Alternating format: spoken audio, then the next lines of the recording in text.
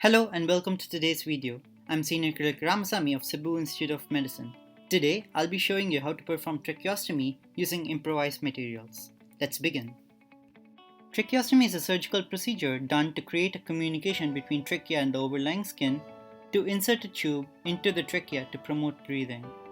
Common indications for tracheostomy include patients with airway obstruction, patients needing respiratory support, to eliminate dead space, to promote pulmonary hygiene, and the treatment of obstructive sleep apnea.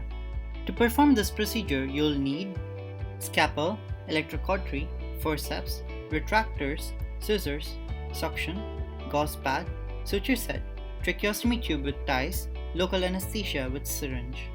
Before we begin the procedure, proper positioning of the patient is crucial. The patient about to undergo this procedure must be positioned supine with neck extended by a pillow placed under the shoulder. This allows sufficient access to the cervical trachea.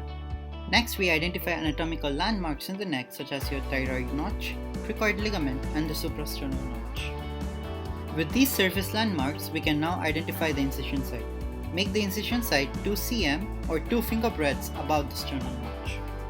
Using this homemade model of a neck is demonstrated the identification of thyroid cartilage notch, cricoid cartilage, the sternal notch, and the incision site 2 finger breadths above the sternal notch.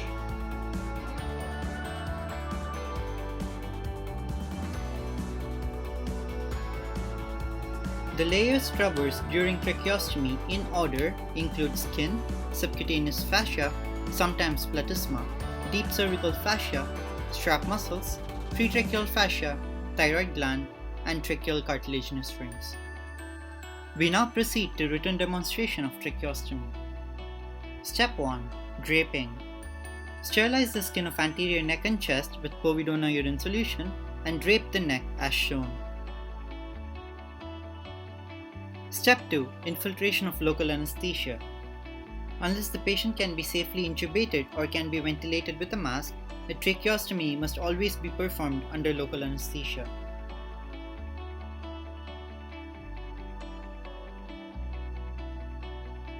Step 3. Creating tracheostomy. A horizontal incision is made, which is cosmetically preferred to a vertical midline incision.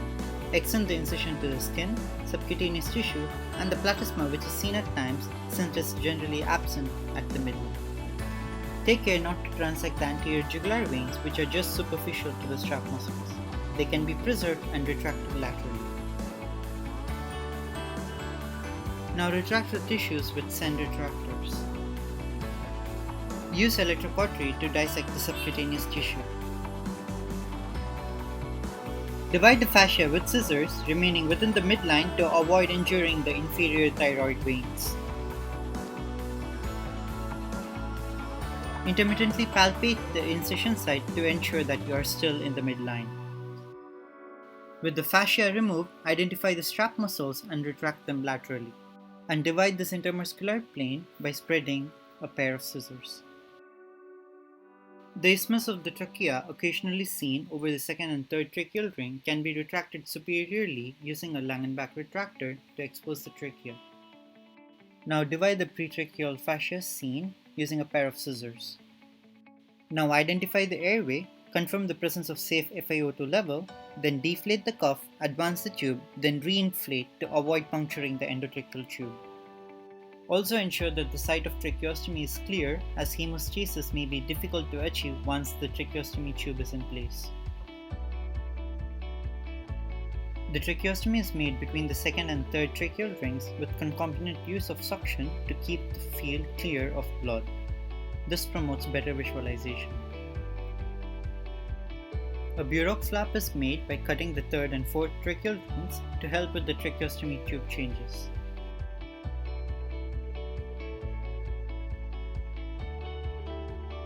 The flap is then secured to the skin by suturing it from underneath the tracheal ring using a chromic suture. You may also now deflate the endotracheal tube and remove it.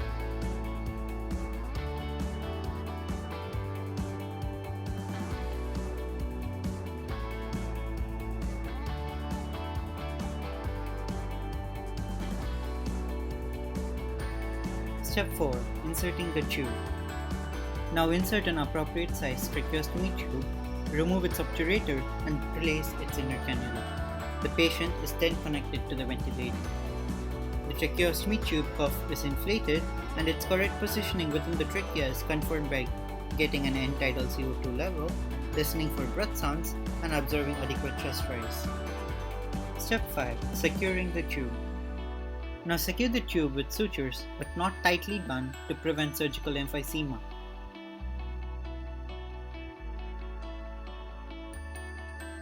Secure the tracheostomy tube tags not too tightly around the neck with the neck in a flex position. Step 6. Proper disposal of waste and sharps.